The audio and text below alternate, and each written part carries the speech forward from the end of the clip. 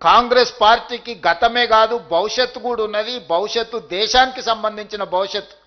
ఈ దేశంలో కాంగ్రెస్ని, ఈ దేశాన్ని విడదీసి చూడలేము. ఈ దేశం యొక్క ఆత్మనే కాంగ్రెస్ పార్టీ. ఈ దేశం యొక్క ఆత్మను దెబ్బతీయాలని ఈరోజు భారతీయ జనతా పార్టీ లాంటి పార్టీలు కుట్ర చేస్తున్నాయి. అది అంత ఆషామాషి విషయం కాదు. ఈరోజు పార్లమెంట్లో రాహుల్ గాంధీ గారిని మాట్లాడనివ్వకపోయినా, గాంధీ కుటుంబాన్ని అవమానించే విధంగా మాట్లాడిన, గాంధీ కుటుంబాన్ని అవినీతి ఆరోపణలతో ఈరోజు బీజేపీ అవమానించాలనే ప్రయత్నం చేస్తుంది. ఉండడానికి సొంత ఇల్లు లేని, దేశం కోసం 3 తరాలు ప్రాణాలు ఇచ్చిన గాంధీ కుటుంబానికి డబ్బులు ఒక లెక్కనా? కాంగ్రెస్ పార్టీ కార్యకర్తలు నిజంగానే వాళ్ళకి డబ్బులు కావాలనుకుంటే ఈ కాంగ్రెస్ పార్టీ కార్యకర్తలు పోగేస్తే కూడా ఓ 10,000 కోట్ల రూపాయలు జమ అయితే గాంధీ కుటుంబానికి ఇవ్వడానికి. మనమందరం గాంధీ కుటుంబానికి ఒకవేళ ఆర్థిక అవసరాలు ఉన్నాయి అని అంటే తలా ఓ చెయ్యి వేస్తే తెలంగాణ నుంచి ఒక 1000 కోట్లు పోగేసి ఇవ్వగలిగిన శక్తి ఈరోజు కాంగ్రెస్ పార్టీ కార్యకర్తలకు ఉన్నది. ఉండడానికి సొంత ఇల్లు లేదు. రాహుల్ గాంధీ గారిని పార్లమెంట్ సభ్యత్వం రద్దు చేసినప్పుడు, ఇల్లు ఖాళీ చేయించినప్పుడు రాహుల్ గాంధీ గారికి ఎక్కడికి వెళ్ళి ఉండాలనో అర్థం కాల. చివరికి వాళ్ళ అమ్మ దగ్గరికి 10 జన్పత్తులో పోయి ఉన్నాడు. ఇల్లే లేని రాహుల్ గాంధీ గారికి డబ్బులు అవసరమా? 3 తరాలు దేశం కోసం ప్రాణాలు ఇచ్చిన గాంధీ కుటుంబానికి డబ్బులు అవసరం ఉన్నాయా? ప్రాణాలే లెక్క చేయకుండా దేశం కోసం త్యాగం చేసిన వాళ్లకు ఎవరి దగ్గరైనా డబ్బులు తీసుకునే అవసరం ఉందా? అయినా ఆ కుటుంబాన్ని అవమానించాలని, ఆ కుటుంబాన్ని రాజకీయాలలో అడ్డు తొలగించుకోవాలని, గాంధీ కుటుంబం రాజకీయాలలో ఉన్నంతకాలం ఈ దేశం ఐక్యంగా ఉంటుంది. దేశంలో దళితులకు, గిరిజనులకు, బలహీన వర్గాలకు, మైనారిటీలకి గొంతుకై గాంధీ కుటుంబం మాట్లాడుతుంది. కాబట్టి ఆ పేదల గొంతును నొక్కేయాలని ఈరోజు కుట్ర జరుగుతుంది. ఈ కుట్రలన్నిటిని కూడా అర్థం చేసుకొని మనము తిప్పికొట్టాల్సిన బాధ్యత మన అందరి మీద ఉన్నది. ఈరోజు జిల్లా పార్టీ అధ్యక్షులుగా మీ మీద ఉన్నది. ప్రభుత్వంగా మేము సంక్షేమాలు అమలు చేస్తున్నాం, అభివృద్ధి కార్యక్రమాలను చేపడుతున్నాం, విధానపరమైన నిర్ణయాలు తీసుకుందాం. 100 సంవత్సరాల నుంచి బీసీ కులగణన జరగలే. బ్రిటిషర్స్ ఉన్నప్పుడు జరిగితే స్వతంత్రం వచ్చిన 75 సంవత్సరాలు కూడా ఏ రాష్ట్రము ఈ దేశము కులగణన చెయ్యలేదు. 100 సంవత్సరాల జటిలమైన సమస్యకు తెలంగాణ రాష్ట్ర ప్రభుత్వం జనగణనతో పాటు కులగణన చేసి ఈ దేశానికి ఆదర్శంగా తెలంగాణ రాష్ట్ర ప్రభుత్వం నిలబడ్డది. 40 సంవత్సరాల నుంచి మాదిగ ఉపకులాల వర్గీకరణ మీద ఎన్నో పోరాటాలు జరిగి సుప్రీంకోర్టు ఆదేశాలు ఇచ్చిన అమలు జరగకపోతే ఏబిసిడి వర్గీకరణ మాదిగ ఉపకులాలలో అమలు చేసి తెలంగాణ రాష్ట్రం దేశానికి నెంబర్ 1గా నిలబడ్డది. ఇవన్నీ కూడా మన సక్సెస్ స్టోరీస్. అంటే సంక్షేమం ఇల్లో, పెన్షనో, లేకపోతే స్కూల్ ఫీజులో ఇవే కాదు. సామాజిక రుగ్మతలైన సమస్యల్ని మనం పరిష్కరించినము, వర్గీకరణ చేసినాము, కులగణన చేసినాము. 42% బీసీలకు స్థానిక సంస్థలలో మనం రిజర్వేషన్లు ఇస్తామంటే సర్పంచులలో 49.83% సర్పంచులను చేసినాము. మున్సిపల్లో 63% ఓబీసీలను ఇవాళ మనం కౌన్సిలర్లుగా, కార్పొరేటర్లుగా, మున్సిపల్ చైర్పర్సన్స్గా చేసినాం. ఇవన్నీ ఎలా సాధ్యమైనాయి అంటే కాంగ్రెస్ పార్టీ ఉండడం వల్లనే సాధ్యమైనవి. ఇంత గొప్ప ప్రణాళికలు అమలు చేస్తున్న కాంగ్రెస్ పార్టీకి మీరు జిల్లా పార్టీ అధ్యక్షులుగా బాధ్యత తీసుకున్నారు. ఇది అత్యంత కీలకమైన బాధ్యత. ఇక గౌరవం గురించి మిత్రుడు వంశీ, మీరు గౌరవంగా ఉండాలి, మిమ్మల్ని గౌరవించాలన్నాడు. ఐ డూ అగ్రీ, 100% నేను ఆమోదిస్తా మాటతో. మీకు గౌరవం ఎప్పుడు వస్తుంది అని అంటే నా అనుభవంతో చెప్తున్నా, పైరవీలు చేయకపోతే వస్తుంది.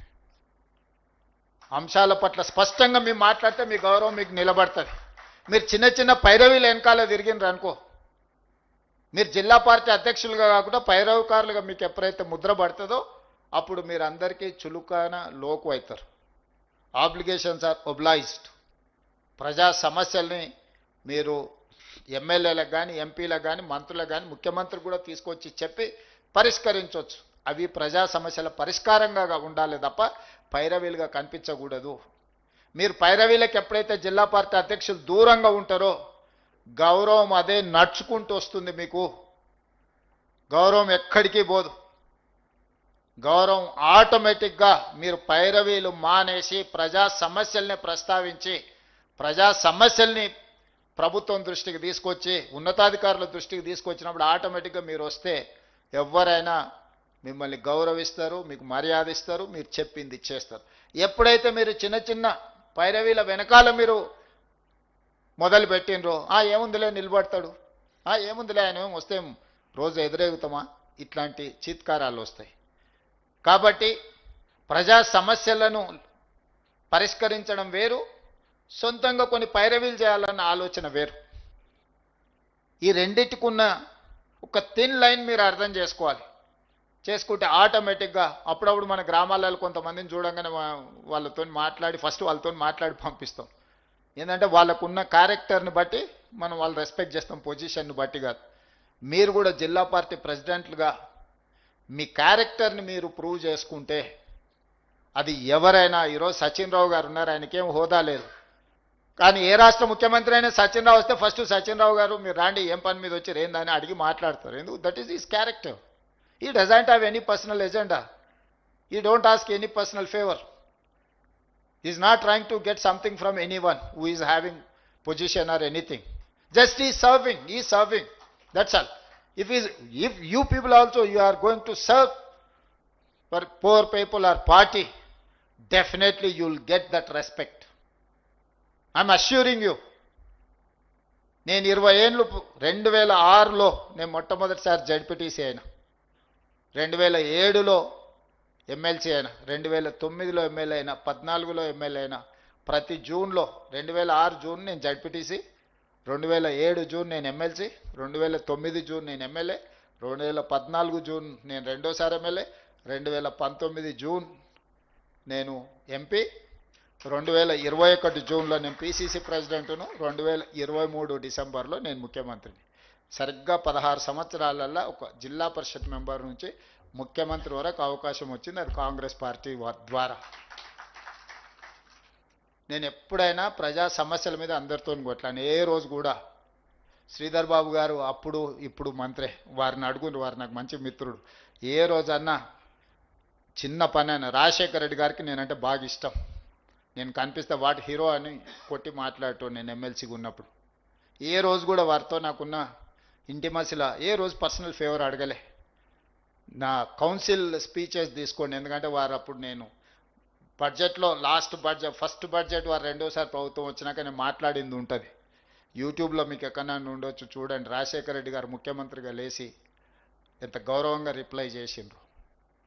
అంటే ఏ రోజు కూడా మేము పైరవీల వెనకాల పరిగెత్తలేదు, సమస్యలను లేవనెత్తినము, కొట్లాడినాం. కాబట్టి అవకాశం వచ్చింది. మీకు కూడా జిల్లా పార్టీ అధ్యక్షులుగా ఒక మంచి బ్రహ్మాండమైన అవకాశం వచ్చింది.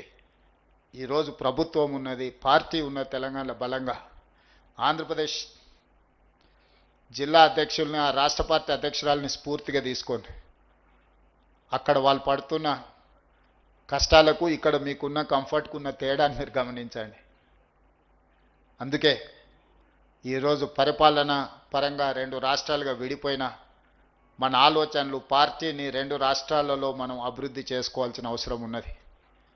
ఆంధ్రప్రదేశ్లో కాంగ్రెస్ పార్టీ బలపడితే మనకు ప్రయోజనము, మనం బలంగా ఉంటే వాళ్లకు ప్రయోజనము.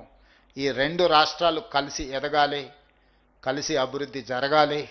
ఈ 2 రాష్ట్రాలు దేశానికి ఆదర్శంగా నిలబడే విధంగా మనం వ్యవహరించాలి. 2 రాష్ట్రాల జిల్లా పార్టీ అధ్యక్షులు సంపూర్ణమైన బాధ్యతతోని ఈ రోజు నుంచి పునరంకితం కావాలి. నిన్నటి వరకు మీకు ఎవరితోనైనా సమస్య ఉండొచ్చు, మీరు జిల్లా పార్టీ అధ్యక్షుడిగా బాధ్యత తీసుకున్నారంటే మీ వయసుతో సంబంధం లేదు, ఆ జిల్లాకు మీరే కుటుంబ పెద్ద. మీరు కుటుంబ పెద్ద అంటే కుటుంబంలో ఎన్నో రకాల సమస్యలతోని, ఎన్నో రకాల ఆలోచనలతోని కుటుంబంలో సభ్యులు ఉంటారు. వాళ్ళందరినీ సమన్వయం చేసుకోవడమే మీ యొక్క విజయం.